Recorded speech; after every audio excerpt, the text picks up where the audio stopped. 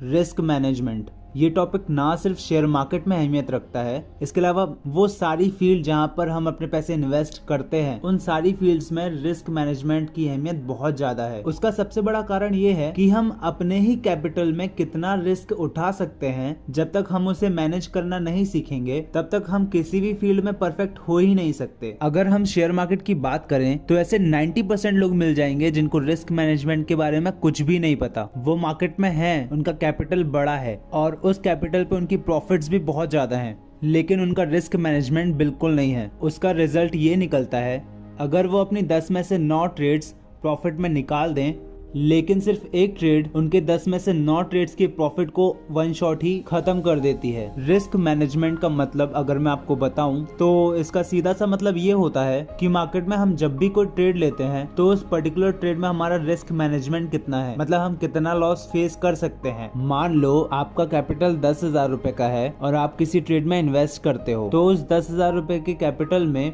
आपका risk management कितना होना चाहिए। इसका सीधा सा मतलब ये है कि उस 10,000 रुपए के कैपिटल में आप कितना पैसा गंवाने के लिए तैयार हैं, जिससे आपको कोई फर्क नहीं पड़ेगा। ये किसी भी कैपिटल का वो अमाउंट होता है जिसके जाने के बाद भी हम बिना किसी नेगेटिव थॉट के पॉजिटिव माइंडसेट के साथ अपनी ट्रेड्स को कंटिन्यू कर सकते हैं। रिस्क मैनेजमेंट करना क्यों जरूरी है, उसका मेन कारण मैंने आपको कई वीडियोस में बताया है। अगर हमारे पास इन्वेस्ट करने के लिए कैपिटल नहीं होगा तो हम मार्केट में आने वाली अपॉर्चुनिटीज को सिर्फ दूर से ही देख पाएंगे और फिर हमें अपना कैपिटल बनाने के लिए जॉब में उतरना पड़ेगा या फिर किसी से मांगना पड़ेगा या फिर लोन लेना पड़ेगा। उसके बाद भी अगर हम फेल हो गए तो हमें इसी प्रोसेस को कंटिन्यू करना होगा कि बाहर से कैपिटल गेन करो और मार्केट में आके सारा पैसा डुबा दो। रिस्क मैनेजमेंट के लिए ऐसी काफी सारी बातें हैं जो हमें जानना बहुत जरूरी है और उन सारी बातों को अपने ट्रेडिंग करियर में उतारना जरूरी है। ट्रेड करने के लिए हमें एक वीक में 5 मौके मिलते हैं। कुछ ऐसे लोग होते हैं जो एक दिन में ही